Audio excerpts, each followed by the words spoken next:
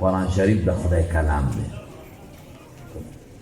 او امام بخاری په دې اخیری بابونو کې داسې زبردست ردونه پرې کړي دي چې خدای خبرې کوي.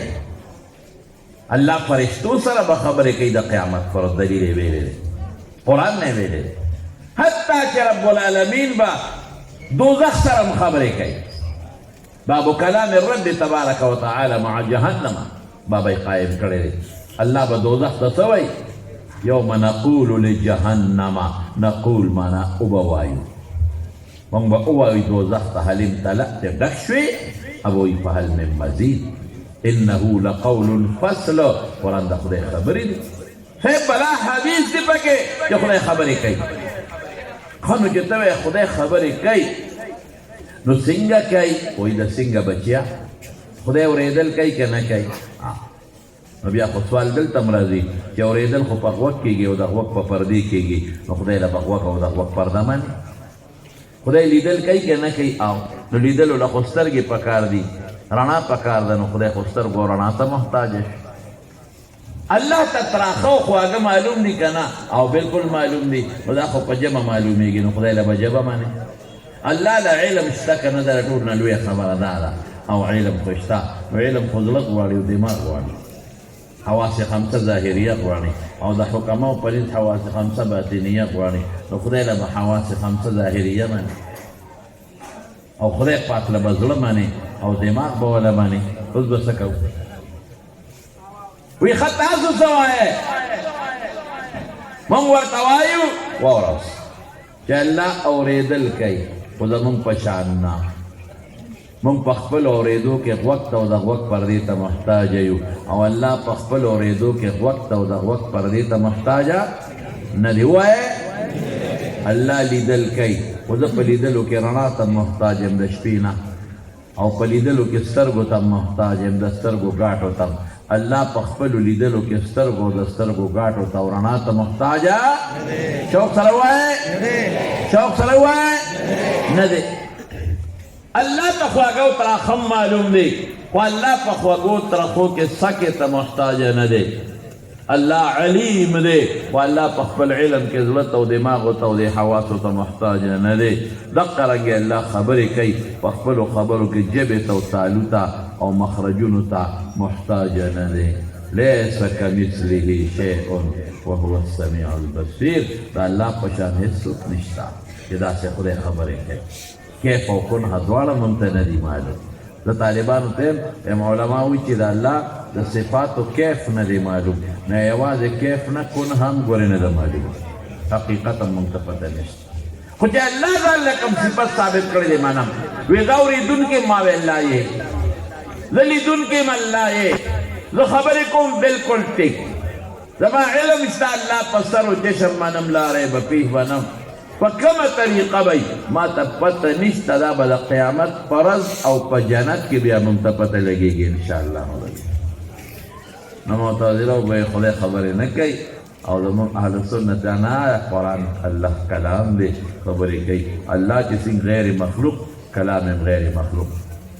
اوږد داستان دی، هغه درته نه بیانوم، اختصار سره خبره کوم. امام احمد ابن حنبل سره ډایرکټ مناظره شروع شوه. ابو حنیفه رحمت الله علیه او مالک رحمت الله علیه دې زمانه کې وفات شوي. امام شافعي رحمت الله علیه مصر ته تللی، زه تللی مصر ته، د شافعي صاحب قبر مې لیدلی، خوا کې ورسره د زوی قبر هم دی. امام احمد ابن حنبل جیل کې واچوه، هغه قصې اوږدې دي درته نه وایم، خو د جیل نه راوویسته او د بادشاه دربار ته روان که او په دا لاسونو او پښو یې وله په زنځیرونو تړلي، سپین ږیري مولا دی، د حدیث استاد. احمد ابن حنبل وی چې کله صاحب منې بوتلم، یو بوډۍ ښځه ولاړه وه، ما ته یې اواز وکړه احمد یو خبره واوره. ما یې وایه، وی احمده خبرې چې څه له دې بوځي؟ زه غلی شم، د ماشومه ته چغې مو احمده خبرې چې څه له دې بوځي؟ ما یې پته نه لګي. وی دورې درکوي ویلې، ګوره خان ښځې ته ګوره، د ښځې ایمان ته ګوره. احمد ګورې خیال کوه، ډېر لوی خلق دې شاته ولاړ دی، ډېرو خلکو ستا لبن نیولې ده، ډېر خلک تا پسې روان دی او د ډېرو مسلمانانو تا ته سترګې دي چې نن به احمد څه کوي ګورې پام کوه ونه یریږې او خپله عقیده دنه ګډه وډه نه شي ګورې ټول مسلمانان به ذلیله کوي ټول مسلمانان به رسوا کوي چې چا دې لمن نیولې ټول به تباه و برباد کوي ګورې پام کوه ګورې د خپلې خبرې نه ونه ښویږې ګورې ویې دې ښځې راله زړه ډاډ کړه وایي چې مخکې لاړم یو سړي اواز راکړه احمد ابن حنبل یو خبره مې راشه هغه راغی مې سره پولیسو نیولې ما وایي احمده ما پېژنې مې نه وایي زه د بغداد پلانکې مشهور غل یم غل د سلو نه زیات زه په غلا کې نیولې شوی او زه وهلې شوی یم ټکولې شوی یم نور ته ودرولې شوی یم په ما وسې شوي دي وسې لیکن ما تر ننه پورې د یوې غلې اقرار نه دی کړی او یم غل تا به هم ګورې وی او ټکی به دې خو پام کوه د هغې د غلطې عقیدې اقرار ونه کړې ګوره وایي قسم په خدای دې غل دې خبر والړه نور هم مضبوط چې بادشاه دربار ته یې بوته معتزله مولیانو مناظره شروع شوه هغې سره خو دغه عقلي خبرې وې نقلي ورسره هېڅ احمد ابن حنبل ورته دلایل و انبار جوړ د قرآن و سنت دی ورته دلایل و انبار جوړ کړه چې اول دا ثابتو چې خدای خبرې کوي که نه کوي دا د خدای خبرو دلیل دا قرآن د خدای خبرې دا دلیل دا دلیل او چې ستاسو کوم اعتراضات دي د هغې جوابونه لیکن هغوی نه منل اخره کې احمد ابن حنبل ورته وایي ای ظالمانو ان كان معكم شيء من كتاب الله وسنة رسول الله صلى الله عليه وسلم فهاتوا کله پیغمبر یو حدیث یا د قرآن یو آیت د سره یې راوړی نشته د سره خوار شی ولې مې تنګوې وایي نه په درود یې و زموږ عقیده به منې بس دا د بادشاه اردیننس دی د بادشاه اردیننس د الله د اردیننس په مقابله کې نه منم د بادشاه اردیننس د رسول الله مبارک د اردیننس مقابله کې قطعا نه منم وایي په درود یې ووایي لاسم خلاص صاحب من سپینګیري مولا دی ښه بعضې علماو لس دکه لیکلي دي مولا علی قاري او نو ابن کثیر 14 لیکلي دي چې د رسول الله مبارک صحابه او تابعینو دا ټول به پکې راولو موقوف مقطوع یعنی د 14 لکو احادیثو حافظ دی صاحب 16 لاکھ روایات تینے میں پڑھے ہیں دا دی حافظ دی دا قرآن حافظ دی سپینگیری شیخ الحدیث دی دا تقوی او دا ورع مجسمه او ویدرو صاحب لاسونه خپې په زنځیرونو تړلي دي او جلاد یې وله راوغوښت یو نه وګورئ مولا علي قاري وایي یو دوه غزارو له ځان له جلاد چې دی به په لومبي غزار او په دویم ستړي شي دریم به والې سم نه شي نو هر دوه غزارو له جدا جلاد دا واقع که ګورئ نو څه مولا علي قاري لیکلې ده په مرقات کې په دې لومبي جلد کې د احمد ابن حنبل حالات او څه حافظ ابن کثیر په بدایه و نهایه کې واقع لیکلی او نورو علماء هم د ده تاریخ کې لیکلی جلاد راغی کمیس یې اوچت دی غدار یې ورکوله ښه مضبوط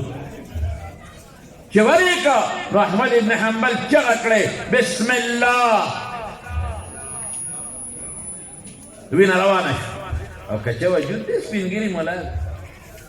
چې جلاد دویم غزار ورکه نو احمد ابن حنبل چغه کړې انا لله و انا الیه راجعون وینه چلیږي چې دریم غزار یې ورکه وی لا حول ولا قوة الا بالله څلورم غزار یې ورکه وی لن یصیبني الا ما كتب الله لي چې بل غزار یې ورکه نو چغې کړې مضبوط آواز سے بلند اعلان کر دیا اونچی آواز سے القرآن کلام اللہ غیر مخلوق ہے قرآن دا اللہ خبری وہ ہے اللہ چې څنګه مخلوق نه دی دا مخلوق نه دی دا الله دایمي ازلي ابدي صفت دی چې بل غزار یې ورکه وی الحمدلله چې بل غزار یې ورکه نو شاته پرتوغا خوشلی دی لمن اوچته دی دا امام احمد پرتوغا خوشلی او چې پرتوغا خوشلی ده نو پرتوک چې بې پرتوغا ښه چې یو سړی ولاړي نو غورځېږي که نه غورځېږي हाथों को तो बांध दिए हैं, पैरों को तो जंजीरों से जकड़ दिए हैं. نو لاسم د غریب تړلی دی خپل نو پرتوګ به اوس لاندې غورځېږي نو کمیس خو یې بره تړلی دی نو عورت به ښکاره شي نو په دې مجلس کې لکونه خلک موجود دی لکونه معتزله دي تماشا کوي او خاندي او چې کوم اهل سنت والجماعت د احمد شاګردان طالبان هغه هم غاړو ته ولاړ دي یو چغې شوې جړا شوه او دا مجلس ټول د جړا ډک شو چغې شوې خدای ته چې یا الله زموږ دا سپینګري شیخ الحدیث دا د حدیثو حافظ پروردګاره په کوم ازمایش کې دی نیولی الله ستا خدای ډېره لوی ستا علم ته موږ نشو رسېدی پروردګاره خدای دا دې په څه رانیولی دی دا دومره ازمایش ولې دی خدای وال خو ټیک ده زه مړ به شي لیکن دا خبره د پرتوګ استاد دې پرېږدي د عورت به ښکاره شي تر قیامته پورې به مخالفین په تاریخ کې د د عورت قصې لیکي الله دا په څه ازمایش کې ګیر یا خدایه دا بوډا سپین ګیری دې په څه رانیولی دی دا دومره لاکھوں لوگوں کے مجمع میں د دې غریب به رسوایي وشي او دا به لاندې پرتوګ وغورځېږي اوس به څه کېږي امام احمد ابن حنبل سر داسې اسمان ته اوچت وګورئ علما حوالې درکړه علماو لیکلي دي چې سر یې کله اسمان ته اوچت کړ او داسې بره یې وکتل نو پرتوګ د خپل ځای نه یو ګوتم لاندې لا نړه بلکې د خپل ځای نه اوچت شو او بې پرتوغاښه ورپورې چمټ کړ پل لپیٹ میں لے لیا کلک شو ورپس مولا علی قاری او کم دیر سوری وی لیکلی او حافظ ابن کثیر 37 لیکلی دې اور به کوشش شاګردانو ته راشي دا مولا صاحب هم یو چې هوش کې راغی وینې مینې زخمونه برابر شول شاګردانو ته تپوس وکړو وی حضرت دا پلومبي غزار د بسم الله علیه بس الله نوم راغی خیرت په دویم مې انا لله ځکه وایي چې د مصیبت وخت کې خدا مسنونه طریقه په دریم مې لا حول ځکه وایي چې دا خو د غمونو علاج او په څلورم مې خبره تقدیر ته حواله کړه چې خدایه چې تاسو لیکلي دی وکړي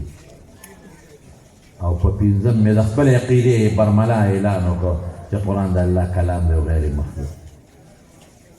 وی دا صاحب الحمدلله دی ویلی وی دا خو د خوشحالۍ په موقع خلک وی دا خو د خوشحالۍ موقع نه ویو بلکل وی شیطان وسوسه راواچوله چې احمد ډېر خطرناک ویل دي او ملا نه وینې بیږي او دردونه دي او غزار د پاسه غزار دی زخم د پاسه غزار دی ډېر دردېدم ډېر زیات او سوځېدم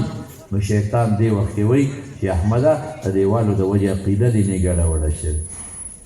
نو ما دې وخت خپل زړه ته توجه ورکړه ګورم زړه په کومه عقیده ولاړ دی وی قسم په خدای زړه مې په خپله عقیده ټینګ او کلک ولاړ نو د هغه زړه په ټینګوالي ما وی الحمدلله